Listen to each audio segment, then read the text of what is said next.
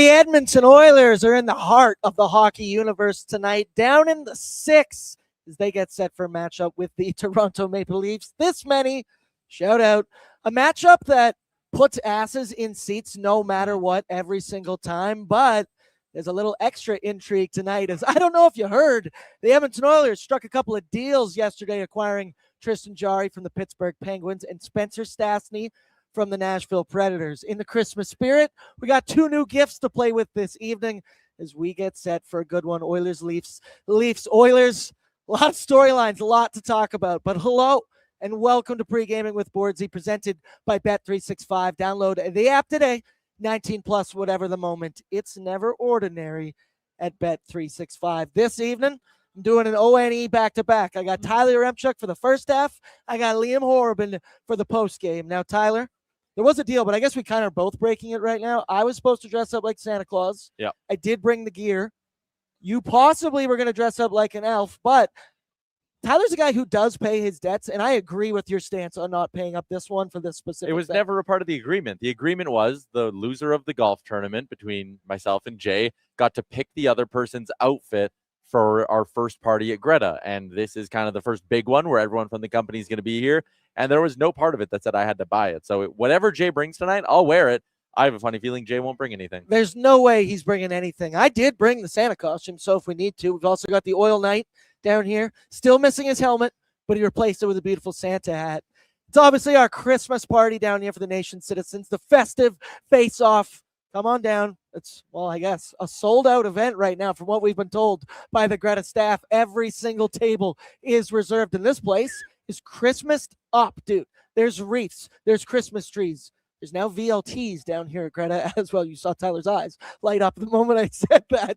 There's also a giant inflatable snowman over there. They got a new game that has kind of replaced our old spot. Me and Brett walk in here this afternoon, and there's a massive, massive Jurassic Park arcade game over there in the corner, which, Brett, I don't know about you, we're going to need to play that game later. We almost did the show from inside this thing. There was a genuine debate on if we could do it from inside. So, hey, depending on how this game goes, we may have a Jurassic Park themed After Dark post game from the Jurassic Park game. Christmas Jurassic Park dinosaurs ?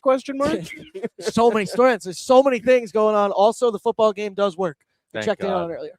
We're ready to roll. We're ready to roll. Let's get caught up in the chat, see what everybody's saying inside here. Of course, it's Austin. First comment of the day. He says, Bordzy, fire up this fucking band, baby. The rest of you, bring your belts, condition that leather. We're going to lay the smackdown on the Leafs. Vibe check. In Jarry we trust. Hope will never die. That's right. Tristan Jarry will make his Oilers debut. He will start tonight wearing number 35. Dre's in. Says, let's get a big fucking dub tonight, boys. Cup yeah. Cup you. Don't start with me like that. Don't start with me. Nathan says, let's go, Jarry. He also asked everybody Saturdays are doing. Dre's in. Says, Jarry's pads look sick. Brett, let's pull him up. We got to look at him earlier today. Hey, and we'll talk about it in just a second. I'm still sad about losing one Stuart Skinner, but I watched some Tristan Jarry compilations, hype videos, whatever you want to say on YouTube today. I'm all the way back in. But Tyler, those pads, those are looking good to me. He's still rocking the black and yellow stick, obviously, and the mask. But how excited are you for the debut? It's awesome that he's going to play tonight. Yeah. I'm happy they're playing him tonight and like letting us all really buy into the hype. Spencer Stastney's going to be in the lineup as well. So yeah, I think it's cool. I think it's really neat that they can turn around a custom set of pads that fast. We were talking before the show, like there actually is a process to not only like get the pads and all his custom gear made and done by Vaughn, but another big part of it is you actually have to get any new gear you wear approved by I forget the guy's name. Stephen Walkham's the head of officiating. There's someone else, but you have to get the gear approved by the NHL. And I think both of these things, like getting the gear done and getting it approved, Jarry could probably only actually use all this stuff if the game was in Toronto tonight. So it ends up working out a little bit, and I'm excited to see him. Shout out his team. Quick on that one. Or they know that this might happen. Yeah, maybe Vaughn was sitting there like, ooh, they're reading the rumors. It's only a matter of time before Jarry became an Edmonton Oiler. A couple people in here. Some saying hi, Ty. We've also got Veronica, our queen, says, let's go Oilers. You can do it.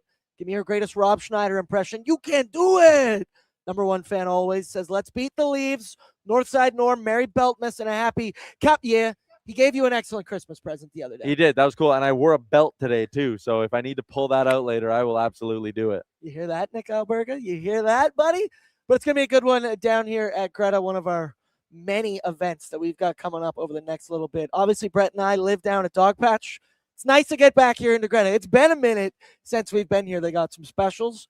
Also, a time for me to get the spicy vodka rigatoni pasta that I've been talking about, drooling about for a couple weeks, if not months now. It's going to be an awesome time. Some games, prizes. Kennedy's got gift bag, gift basket after gift basket right Very here. exciting. A lot of bows there as well. Shout out to her. It's going to be an excellent, excellent evening. Yes, Brett? Yeah, sorry. I just had to bring in something and interject real quick with something very important that's also happening tonight.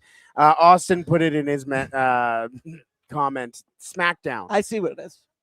The GOAT, John Cena, is retiring tonight. And I just had to bring up this classic. I was trying to find all these pictures for a post for hockey fights today of John Cena wearing hockey jerseys. There aren't a lot. So this is actually pretty cool that the greatest wrestler of all time has a very infamous photo of him with the WWE belt and an Edmonton Oilers jersey. That's cool. The GOAT. I'm going to be watching it tonight. If you guys want to gather around my laptop, we'll do it in the on Jurassic YouTube. Park game over there. We'll walk over there. Good call. So Walk the in. GOAT and rocking an Edmonton Oilers jersey. I'm going to give you a hot take, and I don't want to discuss it afterwards. Me, I'm not a John Cena guy. I don't like John Cena. Because you're a pardon my take guy. Exactly, Tyler. You know the exact I know reason exactly why you're I'm not. completely out on Cena, but that's a discussion for another day because we've got a lot to talk about. A lot has gone down in oil country In the NHL. Yeah, straight up. You thought the Edmonton Oilers made the two craziest trades yesterday. No.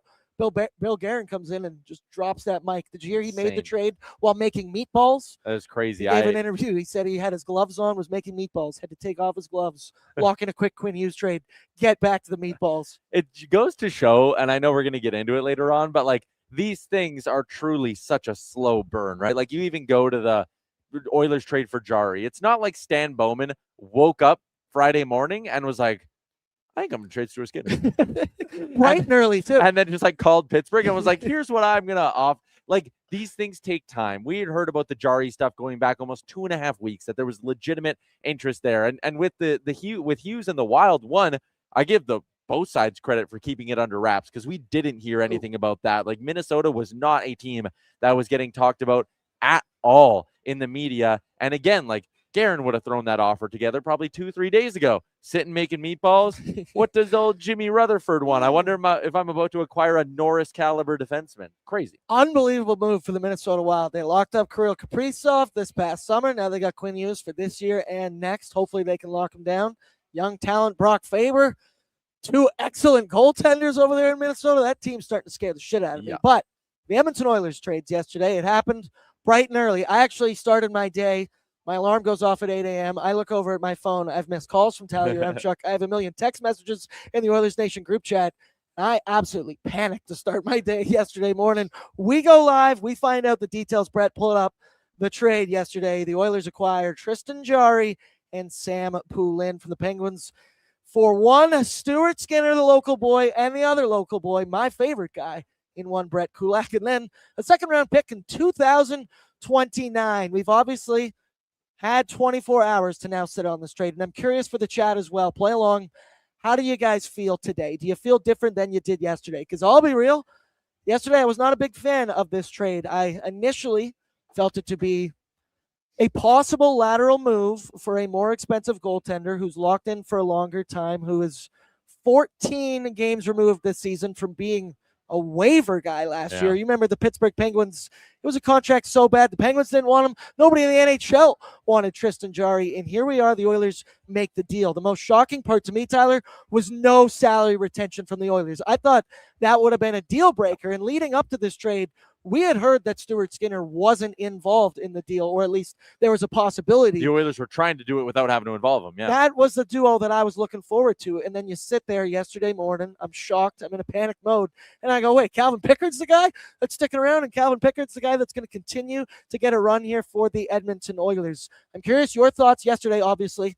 How many live shows did you do yesterday throughout this? I was on, we did our emergency stream. I did the sauce. I did DFO live. I did ON every day, and I did ON radio. 5 shows for the big dog, Tyler Yaremchuk. Has your opinion at all changed when you got to put your head on your pillow and you woke up this morning? Do you feel any different? No. They overpaid by 1. And whatever you want to deem that 1 to be, if there was no second round pick, I'd sit here and go, okay, I know the picks in the future, but still, like, these assets matter. And I know people in the chat were saying, like, oh, they overpaid by 1 draft pick. Who cares? That's not how the league works. Like, you can't just waste assets and spend them all willy-nilly. So if there would have been no second round pick, I would have been like, all right, you know what?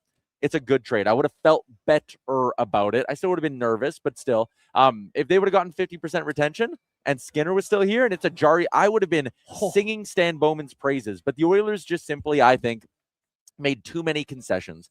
They didn't get retention. They had to move on from Skinner. They had to move on from Kulak. They had to give up a second-round pick on top of all that. And I'm left sitting here today and I read a comment that says I'm more confident in our starter.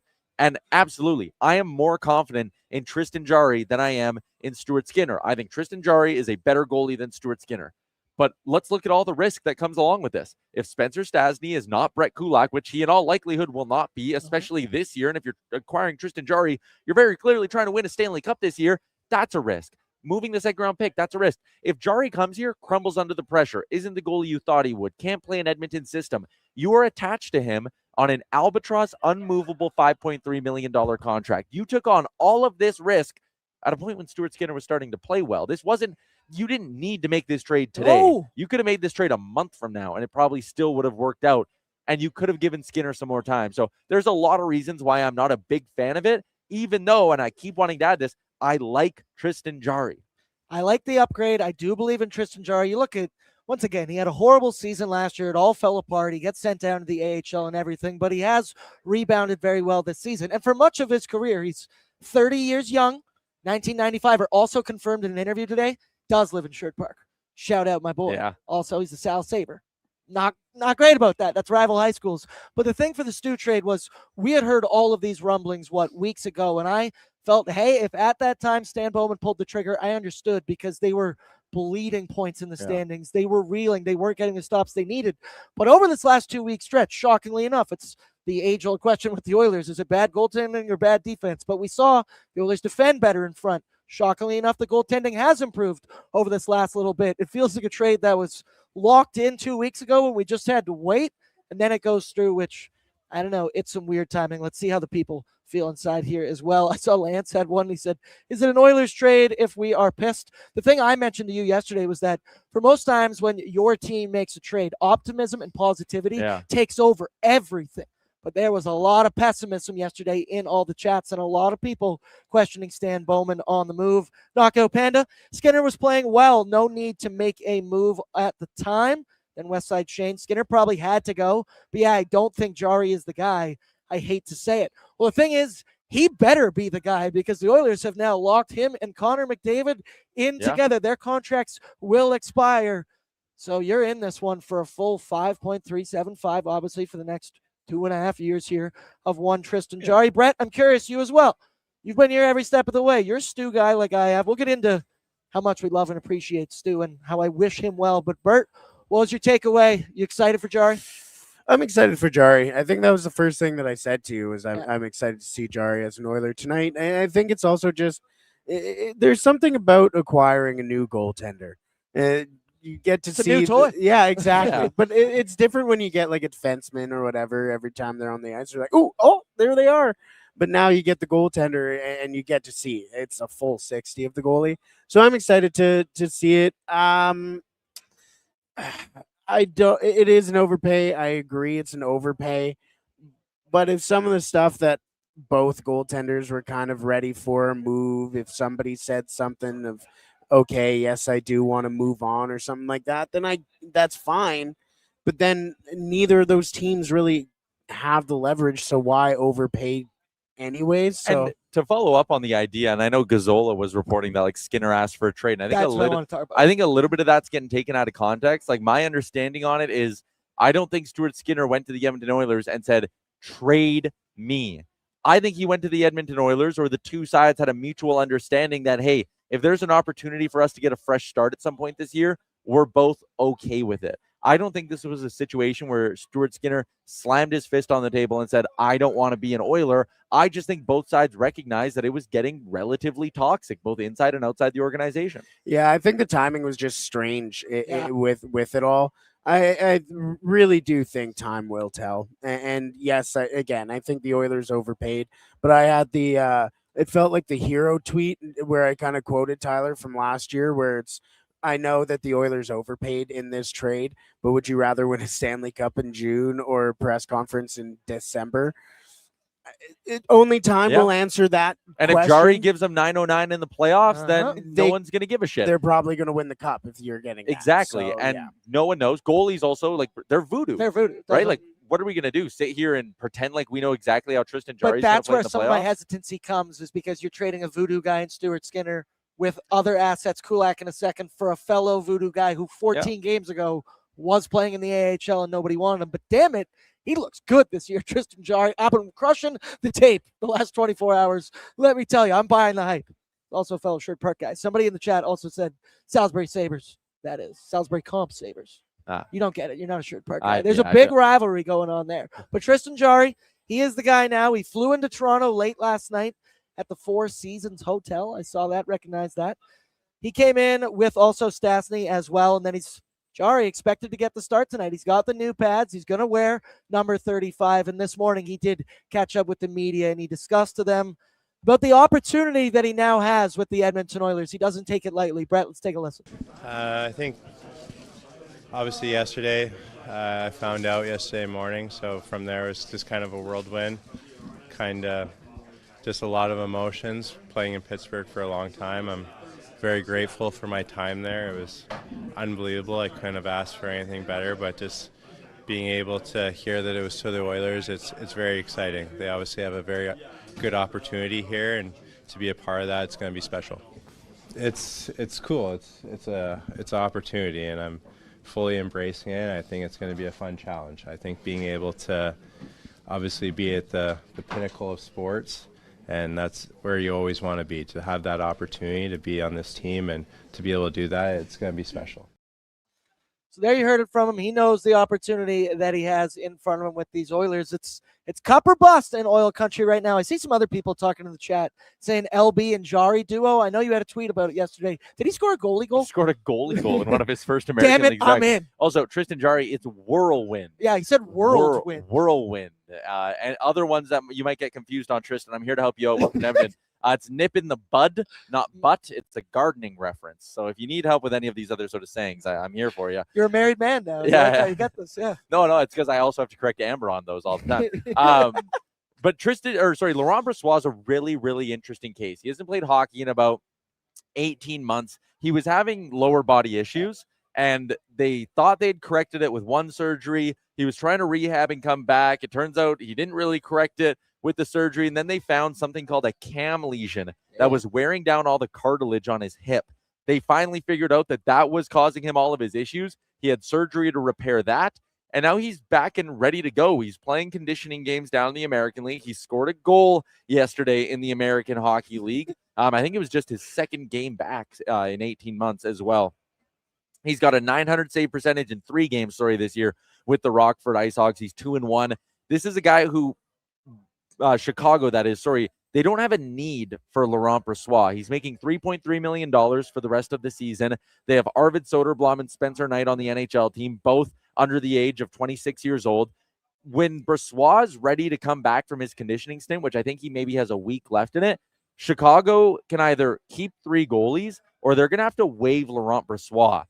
Waiving him, whatever. There's a part of it that they've already given his agent permission to talk to other teams. Chicago would probably keep 50% of that contract over just sending him to the minors, very similar to the Connor Ingram thing. I would be very, very interested in Laurent Brossoit, especially now that you have a guy like Tristan Jarry. Brossoit is a guy who's very good when he plays 20, 25 games a year. We're talking .927 save percentage his last 2 healthy years. He's been an unreal backup. Unreal backup. Why would you turn that down? Like, in my mind, it's a no-brainer that he's better than Calvin Pickard. You got to find a way to make the financials work. Maybe keeping 50% isn't quite enough there, but I'd be very, very interested in Laurent Brossoit. The backup goaltender situation for the Oilers is very interesting because we all talked about it for months here. I didn't think they'd make any trades until 2026 because you've had this bullet in your gun of the Connor Ingram move, Yeah. but they still have yet to do that. Now we're hearing rumors about Laurent Brossoit, maybe a full-on double goalie swap we saw the Avalanche do last year. Alex Reset Lyon. everything. Yeah, Alex Lyon's a name. Yeah, well, let me ask you this just because it's on topic and it popped in my head. Do you think there's any part of this they're disappointed in how Connor Ingram's working out? Like, if they truly liked what they saw, if Connor Ingram was putting up good numbers and they were like, oh shit, this guy could be the answer, they probably bring him up over doing what they did the other day. The entire plan, the entire way has been to bring him up at some point, and he still hasn't gotten up. That's only telling me it's performance-based and they're not liking what they're seeing. Or this love and affection for Calvin Pickard. I get it. I love Brett, but if Brett was the worst fucking producer I'd ever have in the entire league, I'd probably be like, hey, man, we got to change something up here. We got to do something, especially when we're trying to win YouTube Emmys over here like the Oilers are trying. And we know how much of a problem Brett is on the cap. Are those guys both wearing Brooklyn Nets basketball jerseys? Sure. Kevin Durant and Kyrie Irving jerseys and an elf costume as well. Okay. With an Oilers hat. You never know what you're going to get down here at Greta Christmas. But to close it out on Tristan Jarry, he's obviously having an unreal season thus far. He's 9-3-1 record, 909 save percentage. I fully believe that he is an upgrade over Stuart Skinner. But we will see what happens here with one Tristan Jarry. The one thing that, and I saw a nice clip of you and Rick kind of getting in a little argument about it, is that he's talking about that Stu is a proven playoff performer. Maybe, I don't know about that, but that he has 50 career playoff games to his name and that Tristan Jarry doesn't have good playoff numbers. I think that's a shitty argument to make because he's been playing behind that Pittsburgh Penguins team. It's not his fault. Exactly. But there is something to be said about that. The Oilers, the one thing they've lacked in the last couple of years in the Stanley Cup playoffs and the finals is that big game goalie to make that big time save. And that Tristan Jarry isn't all that tested in the big moment. However, I will raise you WHL championship, Memorial Cup championship. And I think the whole argument of like a guy, oh, is he a big time clutch performer or anything like that? Bag notes here. Is he a big time clutch performer? You know, Connor Hellebuck always gets this reputation, right? Oh, Connor Hellebuck's brutal in the playoffs. Okay, ask 31 other GMs in the league if they'd like Connor Hellebuck to be their goalie for a playoff run. They absolutely say yes to it. So I don't know. I think it's one of those things where small sample sizes can skew things. How the team's playing in front of them can skew things. At the end of the day, there's only one team that can win a playoff series. So if you were to ask me my worry scale about Tristan Jarry and, you know, is he a big game goalie? It's low. It's 2 or 3 out of 10. Like, I think it's going to be fine. And at the end of the day, the Oilers found a way to get to the Cup final with some bad goalie performances in the past. I was always big on Stuart Skinner finding a way to bounce back. He always would. He'd give them good starts. But, like, I think Jarry can give you very similar performances. I think you got to play 82 games before you can play a possible 28. You worry about that one first. That's kind of the argument our foe, the Toronto Maple Leafs, tonight are talking about, that you forget. Mitch Marner, you need those 100 points in the regular season as well if you want to get to the NHL playoffs. But let's wrap it up here. Stuart Skinner, it breaks my heart that I am never going to get to yell, Stu. Boys, let's all give it one last one. Let's give it one last Stu here. Stu. That felt good. That felt right. Good. You can bury that, put a bow on it as well. He finishes his Oilers career with a 109 wins, 62 losses, and 18 overtime losses. He finishes with a 904 save percentage, 2.74 goals against average. He played over 50 games for the Oilers in the playoffs. His first 2 years were awesome in the orange and blue. He had a 909, and you all remember it.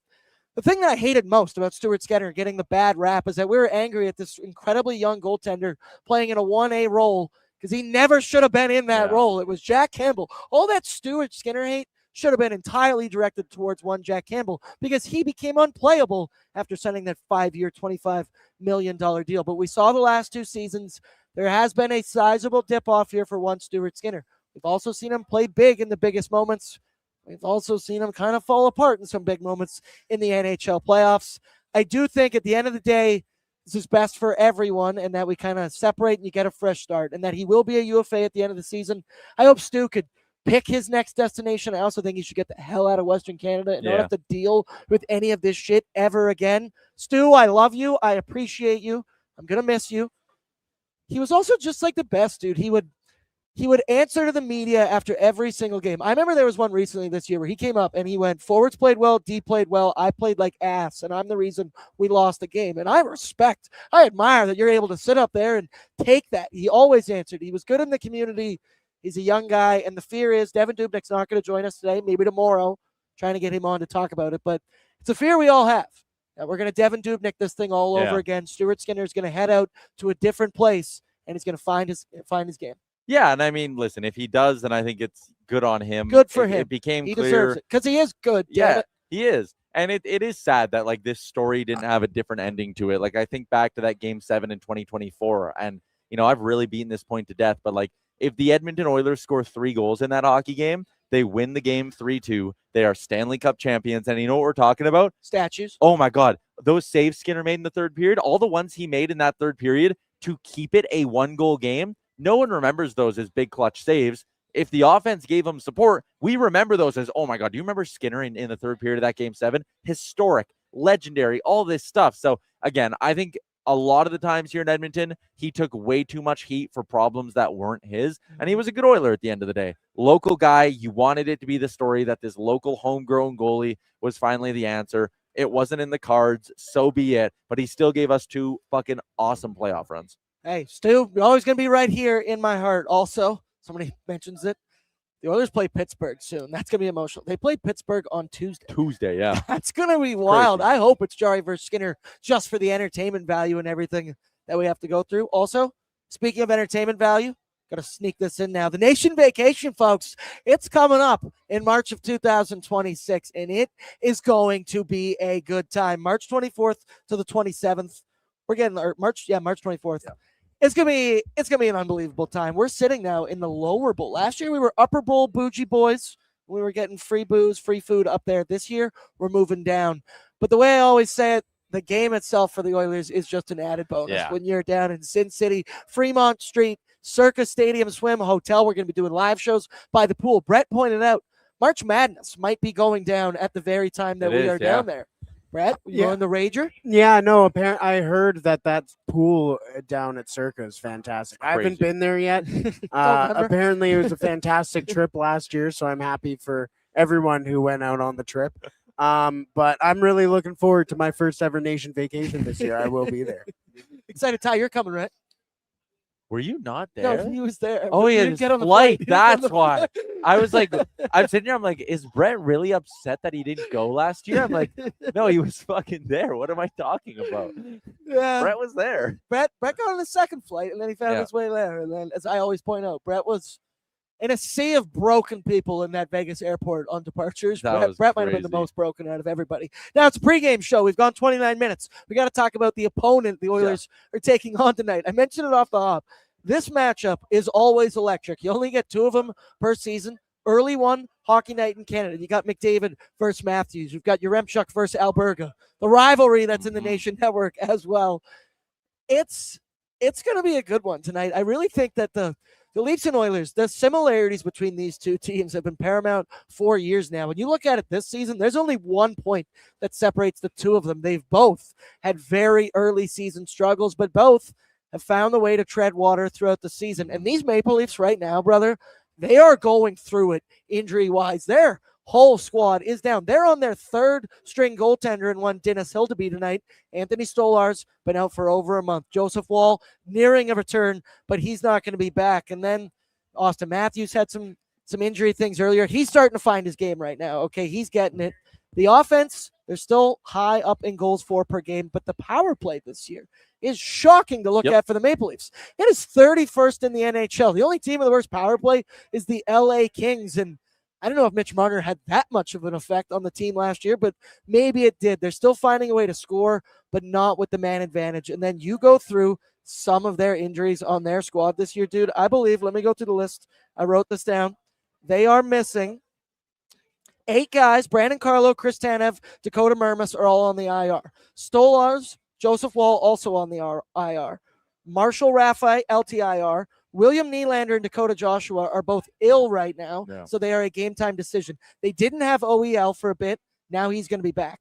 Bobby McMahon was suspended for their last game, but he's going to be back in this one as well. The Oilers got moving parts in their lineup, but so do the Maple Leafs tonight as well. But Tyler, Connor McDavid, he's in his hometown. He's going to have friends and family in the building. Everybody gets up for these games more, and then you add on the Tristan Jarry factor as well. But what are you expecting tonight? It's an unreal matchup. Yeah, I mean, I think a good way to look at it, goals and chaos. It's usually a high-scoring game between these two. Over their last 7 meetings together, the Oilers only have 2 wins. They only have 3 games where they picked up a point in those 7. But in those games, 6 goals, 7 goals, 7 goals, 11 goals, 7 goals, 6 goals, 9 goals, like 6+ goals in each of the last 7 between these two sides. Now, granted, that's come hand in hand with Oilers' losses, as I said, but still, a lot of goals, a lot of chaos. These two teams, for whatever reason, love playing against each other and kind of bringing their best. And it's a Saturday night. It's always fun. It's going to be a good one. Let's go now to your need-to-know information, courtesy of Wilhauk Beef Jerky, because only the finest tasting meat products earn that Wilhauk name. Made from 100% Alberta beef. Their jerky is aged, seasoned, smoked, and marinated. You should try and flag down a couple beers for us as well. Yeah, I should. Shout out Wilhauk Beef Jerky. For more info and to get yo jerky on, head on over to WilhaukBeefJerky.com. We are expecting a similar lineup as to what we saw in the last game, but obviously with a couple of moving parts. Brett, do we have it here where we project the Oilers lineup to be? Top line, Nuge, McDavid, Hyman. That stays the same. The second as well, Pods, Dry, and Matthew Savoy. Then you got Trent Frederick with Rico and Matthias Janmark. Remember, Freddie and Mangiapane swept their third and fourth line roles before the last game. So then your fourth line, Mangiapane, Lazar, and David Tomasek. You do see oil to the max, Maximum Jones down there. He was called up, but he's not going to be. He's going to be 13th forward tonight. He's not going to be in the lineup, but can't wait to see him again when he gets back in there. You know, he's good for those first 2 minutes. He's got skates on the ice. He's going to bring something absolutely electric. And then your D pairings, Ekholm with Bush, Darnell Nurse with Alec Regula, and then Spencer Stastney with Ty Emberson. So Stastney's going to wear number 24. He's on that third pair with Emberson. And there is some familiarity there because the two of these guys played with the U.S. development program from 2016 to 2018. Hopefully, I mean, you look at it now, dude, the Oilers decor, Evan Bouchard, 26, Stastney, 25, Regula, 25, Ty Emerson, 25. They have gotten younger on the fly here, and they got some dudes that will be in their primes. Yeah, I think it's a really interesting approach. Like, we talk about this Oilers team trying to extend their window and stay competitive. Like, going and intentionally getting younger in a lot of spots, I like that from Bowman. And listen, if you get to the deadline and you're not happy with Stastney, you're not happy with Emberson, go down the line. You're probably doing this anyways, but just go get a vet, right? Trade a 4th-round pick for a better version, hopefully, of Troy Stetcher, right? Trade a pick, get a vet, go through the playoffs next year, let the kids play again and see who sticks. Like, I do actually like this. As much as I will miss Brett Kulak, and he played such an important role on this team, the salary, all of that, this is a move for Spencer Stastney that is kind of, we'll call it half an eye on right now, but a full eye on the future. Yeah. Yes, Brett, you got something for me? I was actually watching the NHL Network talk about these deals with Elliot Friedman, and they put up this really interesting graphic on Spencer Stastney and his defensive stats, where he ranked in the NHL. And he was first and second in all of them. Sticks in lanes, like breaking up passes, like defense exits out of his own end. I forget some of the other ones, but they were very impressive. Just kind of the underlying stats. Because we look at this, 1 goal, 8 assists. Yeah. Sure, decent for a third pairing defenseman. That doesn't really tell you the story of what a defensive third pairing defenseman or even a two-way defenseman really does. I think those numbers, I'm going to try and poach a couple of them and try and find them here because they were very niche stats, like sticks in lanes and stuff like that. But I'm very excited to see what Spencer Stastney does. Also, don't care about 9 points for a third pair. No, God, no. This is, yes, you go, and then I want to add something on. But yes, to build on that, like, one thing Ty Emberson does not do well is pass the puck, right? He leads the Oilers in amongst defensemen getting hit. Yeah. And what that means is he's holding on to the puck too long. Like, the best defensemen don't get hit all that much.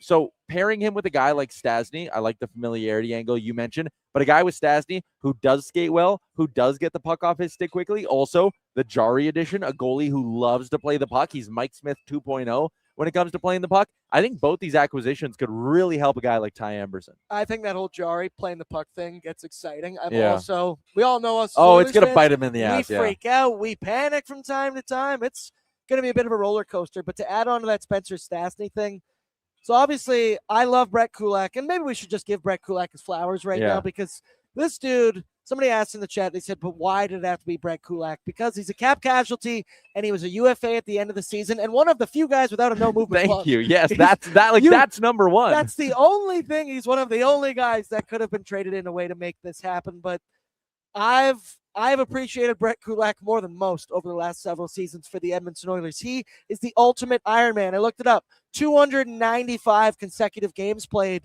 for the Edmonton Oilers. That was in the regular season. Then you had the playoff games as well. This guy was a warrior, and he was a guy that would play in any role that you needed, whether it was left side, right side. We saw in the NHL playoffs last year, he was on the first pairing with Evan Bouchard for 3 rounds as the Oilers brought belt to ass throughout the Western Conference. And yes, he struggled this season. Yes, he wasn't up to par as what we've known Brett Kulak to be, but I still believe there's a very good player in there. It's sad that we're losing 2 local boys as well in this realm.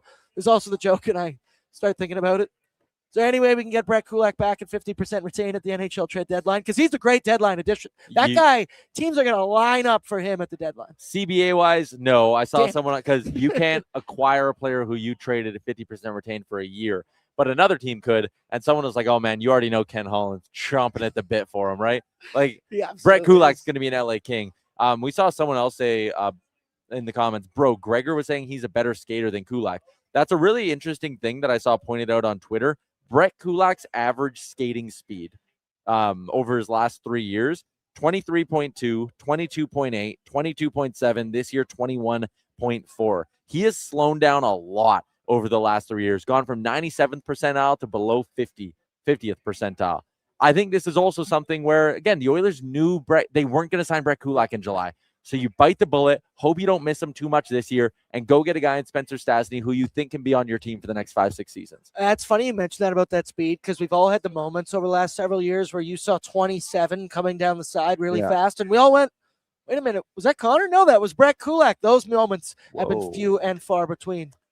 Just big non-Oilers news tonight in the NHL. This is a stunner, fantasy hockey, folks. Connor Hellebuck is ready to go tonight, about a month earlier than expected. He's starting for the Jets.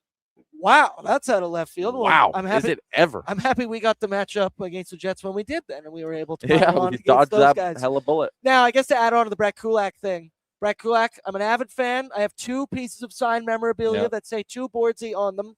But I was saying this to Brett earlier, that I might be willing to, I got to find a new niche favorite player on the Oilers, and I might just entirely flip this love over to Spencer Stastney, because from everything that I've read about this dude, he is a younger, faster, cheaper version of Brett Kulak. He's 25 years old. He plays a quick game. The skating is the thing that everybody's mentioning. Apparently, he's solid on the PK as well. And then Stan Bowman, in his presser, whenever he was talking about it, kind of mentioned that he doesn't think Stastney has hit his offensive potential quite yet in the NHL, and then that could still be something he wants to add on. But, I mean, I mentioned already, the 26 Bouchard, 25 Regula, 25 Emerson, 25 Stastney. I like that retooling on the fly from one Stan Bowman. I was also in the middle of need-to-know information. You want to bet on Connor McDavid? You should bet on Connor McDavid.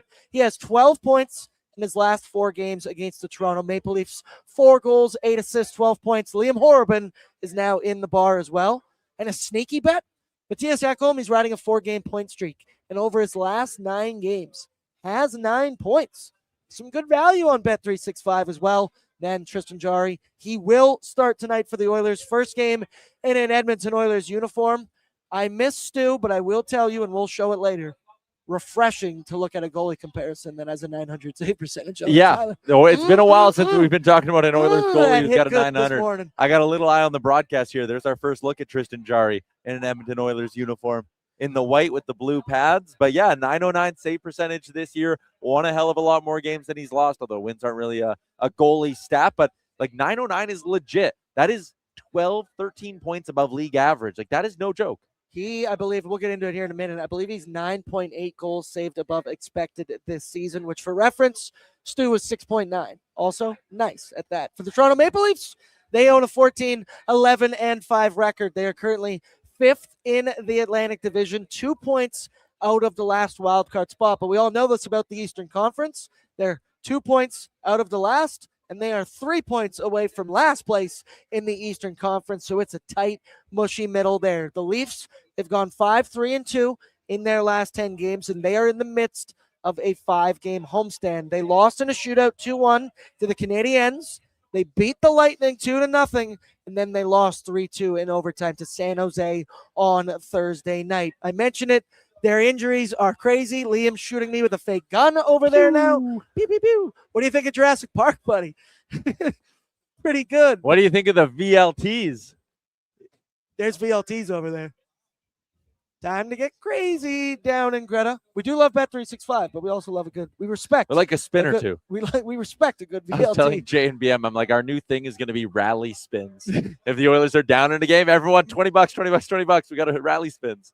I know. Let's start off on a good foot as well. Brett, you want to pull it up the head-to-head between the two teams here? You see it on your screens. They both love to score goals. The Oilers 3.32 goals for per game, while the Leafs right behind them 3.3. I believe that is 5th and 6th in the NHL, while Toronto a tad bit better at keeping the puck out of their net. And then you look at those power play differences between these two squads.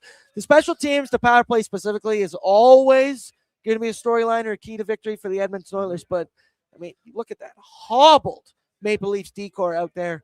It's a difference maker. It's a potential to win the game on the back of some special teams tonight. Yeah, and let me just give you some of these numbers over their last 10 games, because it's really interesting, actually. The Oilers have the edge offensively on the year. In the last 10 games, for every team across the league, no one has scored more goals than the Edmonton Oilers. At all strengths, they have 40 goals in their last 10 games. The Leafs are down at 15th at 29, so 4 goals per game to 2.9. You compare that to the goals against side of things, where the Oilers have started to trend better. They're 16th, but the Leafs are top 5, 21 goals against. So Edmonton's been great at scoring, been average at keeping them out of their net in the last 10. The Leafs, total flip side, very good at keeping them out of their net, very mediocre when it comes to putting them into the back of the other team's net.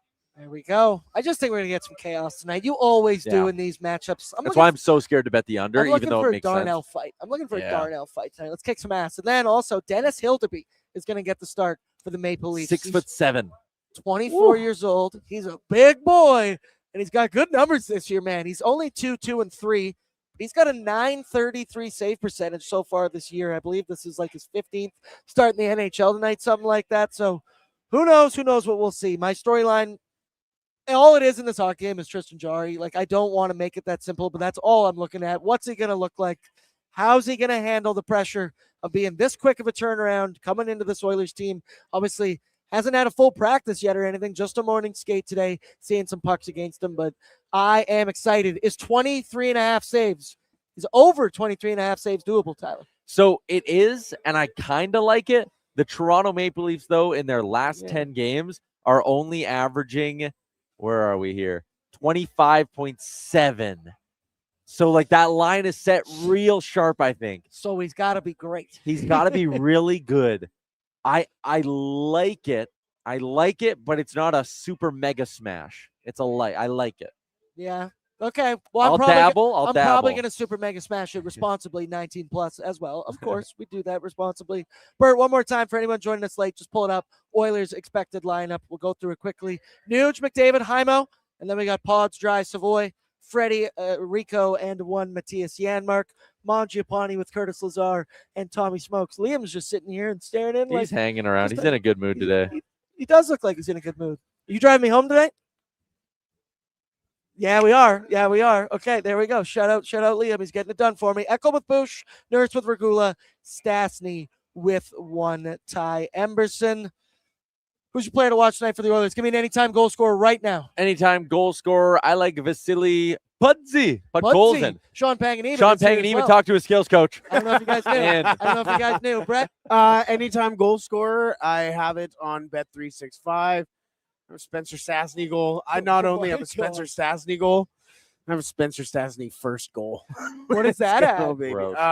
It was like plus 8,000. He's doing it responsibly, but Absolutely. Brett hates the money in his Bet365 account. Yeah, I want you to name a better rivalry than Brett and the money in his Bet365 account. Loves a good spider from time to time as well. Now, Bert, let's go. to the tail of the tape for the starting goaltenders. It's brought to you by Dog Patch. We're not there tonight, but Bert, let me tell you, we're going to be there tomorrow. We got a little Tis the Sizz Christmas market event going on from 2 to 5 p.m. It's also a big football game going on tomorrow at 11 a.m., Tyler. We got a Mayor's Bet.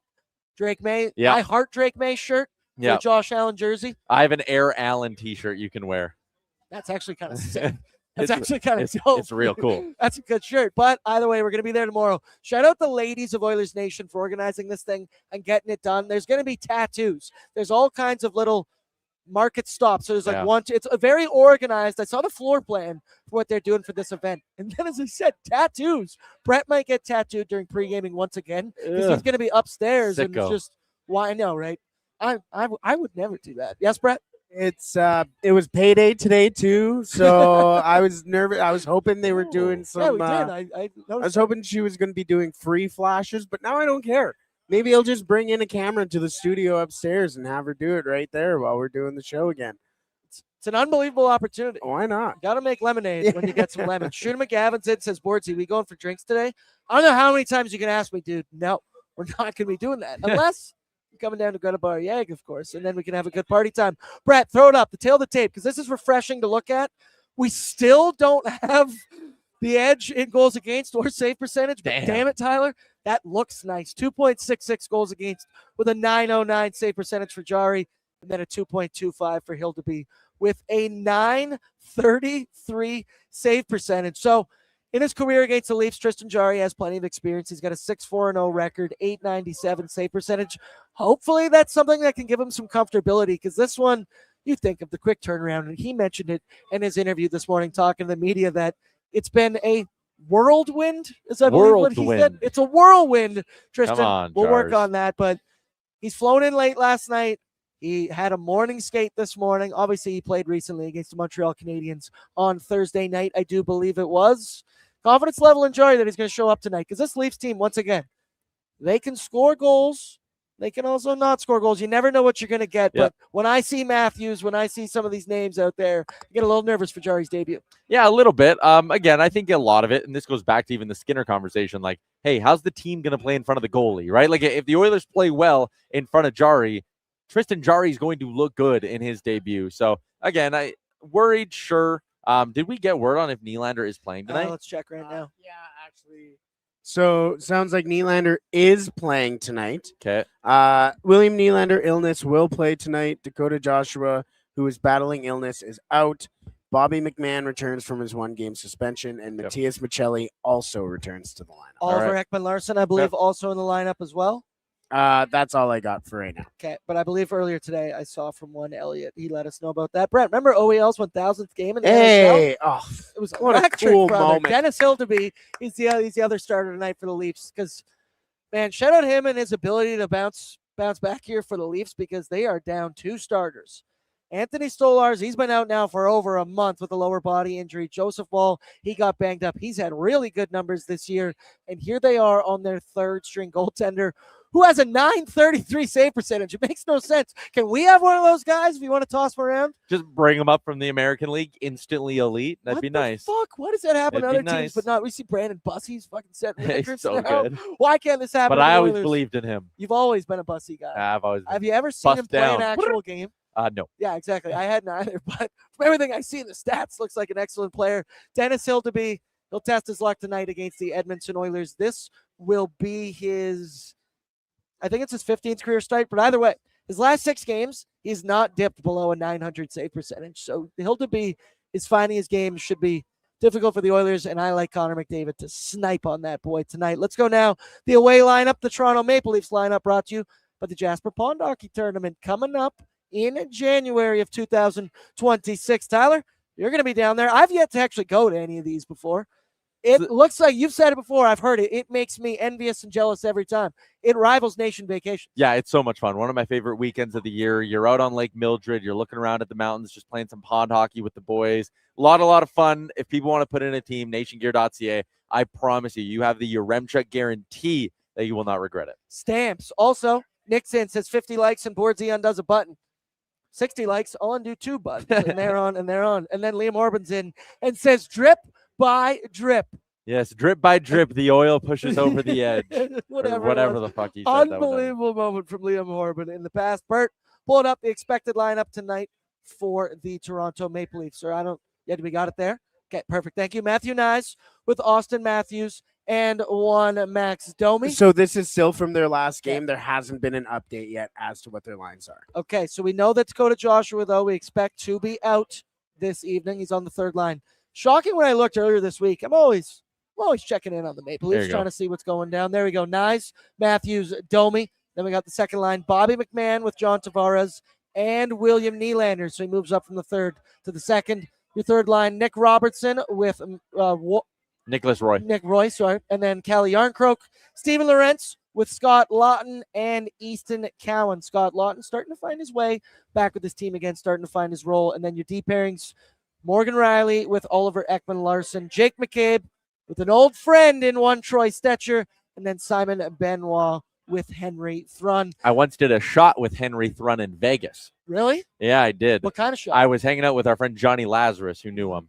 It was some weird tasting shot. And Henry Thrun, who I was only introduced to him as someone who worked for Daily Faceoff, he thought I was like an insider. So we take our shot and he pulled me over. He goes, "Hey man," because he was a shark at the time. He's like, "What do you think we're going to do this summer?" I was like, "Oh, I don't know." I was like, "Why are you asking me that?" He's like, "Oh, I'm just nervous. We're going to acquire a defenseman." I was like, "Oh, maybe. I don't know."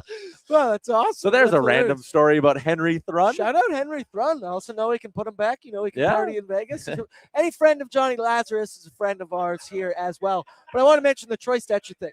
So this Leafs decor. Brandon Carlo, he's out forever. Chris Tanev, he's going to be out for a very long time. OEL's been banged up. And Troy Stetcher is just fit in like a glove on the second pairing with Jake McCabe. His last 6 games, he hasn't dipped below 22 minutes time on ice. He's found a serious role on this team. And I feel like I speak for every single Oilers fan when I say good for Troy Stetcher. He was always a guy, a fan favorite in this city, a guy that shows up, does his job, battles through, and a guy that, hey, he's been dropped by several teams in the NHL, but continues to find a way. He's had an excellent career, and there he is in the second pair with Jake McCabe. He's always been a big Troy Stetch guy. I'm also a big Tyler Yaremchuk guy. No, you take that one. Oh, No, we're good now. There you go. Oh, there you go. You take that one. There you go. There we go. I was Greta, trying to. Greta. I had to mime order these beers. I was like, two over here, me and the two. And you did it, damn it. Yeah, You we got the pulled it job off. done. We pulled it off. Troy Stetcher, though, he's found a serious role here on this Maple Leafs team. Good Yep. for him. Yeah, and listen, I know a lot of people are kind of using this as like a revisionist. Oh, what were the Oilers thinking?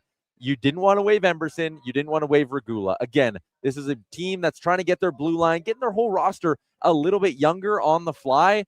Troy Stetcher is just the cost of that. I don't know. If you're really that beat up over Troy Stetcher, I don't know. I'm just wouldn't be worried about it. I don't know what to tell you. Stetch, you were a good soldier here for the Edmonton Oilers. They've made a commitment here to getting younger on their decor. So at least that the move to keep Reggie over Stetch had me a little bit confused maybe in the moment. But now that I'm seeing this concerted effort to get younger, I'm picking up what you're laying down, Stan Bowman. And then the forward group for this Leafs team, Austin Matthews, dude, starting to find his game. We talked about it. He is one of the elite category of superstars in the NHL. Totally. Austin Matthews will always be there. He's a guy that can score 50, 60 at the snap of his fingers. He struggled to start the season, but now he's finding his way. He's got 13 goals on the year. This McDavid-Matthews matchup is always good billing for the storylines, especially Hockey Night in Canada. I think the two of them as well, they will never say it, that they care about the matchup in the head-to-head, but deep down, damn it, they both do, and I'm expecting Matthews to have a big game tonight. Similar to McDavid, he's starting to shoot the puck as of late. 14 shots on goal in his last 2 games, 3 goals in his last 4 games as well. He's been north of 4 shots on goal in 4 of his last 5. Like, Matthews is starting to heat up a little bit here. There's always sort of the thing with him. It's like, oh, is he hurt right now? Is he not? But he's finding his groove. 13 goals in 25 games on the year. That's just some quick math. That's north of a 40-goal pace, even with his slow start. Similar to McDavid, he's starting to play his best hockey at the moment. Brett, that might have been the weirdest comment I've ever seen in the chat before. I don't know what that was. Now we do get word from head office to very consistently not. Oh, I think I already blocked that guy. Yeah, well, we get told not to say bad shit about people, Yeah. but you are a bona fide fucking loser. Yeah. Read Tyler, a book. Tyler, use if the you idiot can. word right now. Let's Yeah, use the he idiot is. word. No, idiot is a term of endearment to me, so I'm not going Yeah, to go that's true. We love our idiots in Oilers Nation every day. Let's close it out. Bordzy's Bankroll brought to you by Bet365. Download the app today because whatever the moment, it's never ordinary at Bet365. 19 plus. Please play responsibly. Only bet what you're willing to lose. I'm letting the vibes take over tonight, and I'm going with two bets that have been cashing nonstop for the Edmonton Oilers recently. The first one, Connor McDavid, 3+ shots on goal. I considered taking it up to 4, but I'm soft. I'm scared. I'm afraid. I kept it with 3 at -180. And then the other one, 97, 2+ points. He's hit this in 4 straight hockey games. He has been a man possessed recently. It's been McDavid's world. We're just living in it. And if you're going to give me +110 for McDavid 2 points, I'm smashing that every step of the way. And then the other one, this is a vibes play. I'm letting my heart get involved here. I'm upset about Stuart Skinner, and I'm putting all my energy into Jarry tonight. Over 23.5 saves at +100. You parlay all 3 of these picks together, it's an even +500 on the evening. It's fun to bet on a guy like Jarry tonight. This place is absolutely packed right now. It's crazy how many people have shown up. It has filled up completely. It's a good night. I'm going to ride with Jarry, and I'm going to ride with Connor McDavid. Do you like that bet? And what do you got cooked up over there? So I just tailed that. I also Nice. put just a sprinkle, Tristan Jarry 30 save shutout. Dude, I said it on the drive here with my girlfriend. We were coming in, and I was like, so I was looking at it. I'm riding with you. I'm gonna sprinkle responsibly. Yeah, I sprinkled on that. Honestly, I'm pretty heavy just on what you were kind of saying. My big parlay for the night is Connor 2 points, Oilers win, Jarry over 23.5 saves. Pretty standard right there. I think it pays real nice.